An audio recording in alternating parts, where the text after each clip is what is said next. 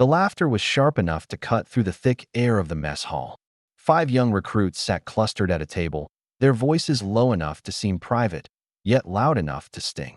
Their eyes darted toward a small woman standing quietly. In line, her tray balanced in both hands. She wore a faded gray cardigan over a plain dress, her shoes scuffed and worn. She didn't look like she belonged here among the crisp uniforms and polished boots. And that was all the reason they needed to whisper. Point one of them smirked, leaning in. Bet she's someone's mom who got lost. Another snickered. A third mimicked her slow, careful steps. The rest chuckled under their breath, pretending not to stare. She heard every word, but she didn't flinch. She didn't rush. She simply adjusted her grip on the tray, her knuckles pale, her eyes calm. Almost too calm. Her name was Margaret Lane. At 61, her life had been marked not by medals or public honors, but by quiet sacrifice. She had been a military nurse for over 30 years, the kind who stayed until the last wounded man was stable, even when her own hands shook from exhaustion. She had held the hands of soldiers too young to die, whispering promises they wouldn't live to keep. She had written letters for those who couldn't hold a pen. She had returned home with more scars in her heart than anyone could see. The recruits didn't know any of that. To them, she was just an old woman in a cardigan, moving too slowly through their world of drills and discipline. Margaret finally reached the serving counter. The smell of fresh bread and beef stew drifted up, reminding her of the long nights in field hospitals when even cold rations felt like a gift. She took her portion without a word, turned, and began to walk toward an empty table near the back. The laughter followed her. Around the room, others noticed. Some averted their eyes. Some shook their heads, but said nothing. The silence of the bystanders was almost heavier than the mockery. Margaret set her tray down, her hands steady.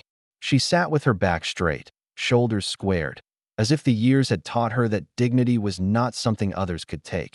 It was something you refused to surrender. Then, the air shifted.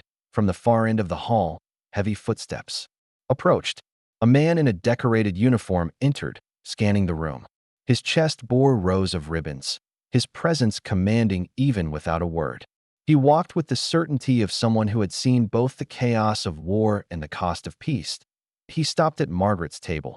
The recruits froze. The man placed his hand gently on Margaret's shoulder, his voice low but carrying enough weight for everyone to hear. "Ma'am, I didn't know you'd be here today. It's an honor." The mess hall went silent. Turning toward the recruits, the officer's gaze hardened.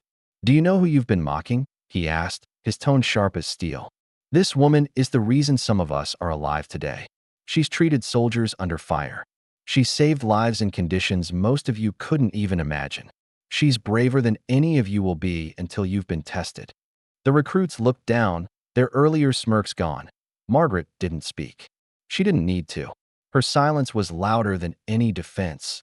The officer straightened, looking over the entire room. "Respect," he said slowly, "isn't given because of rank. It's given because it's earned. And she's earned more than you'll ever repay." One by one, the recruits stood. Without being told, they approached Margaret's table, each mumbling an apology. She gave a small nod, her expression unchanged as they walked away. The officer sat with her for a moment, sharing a quiet meal in her honor. Around them, the hall remained hushed, as if the building itself was holding its breath in respect. That day, the recruits learned a lesson they would carry far beyond the walls of the base. Strength isn't always loud. Sometimes, it walks in quietly and leaves the room forever changed. Dignity is the armor no one can take from you. So if this story reached you, share it. Let others know that respect is not a gift, it's a duty. And if you believe that silent heroes of this world deserve to be remembered, stay with us. There are more stories waiting to be told. Subscribe, and together, we'll keep their honor alive.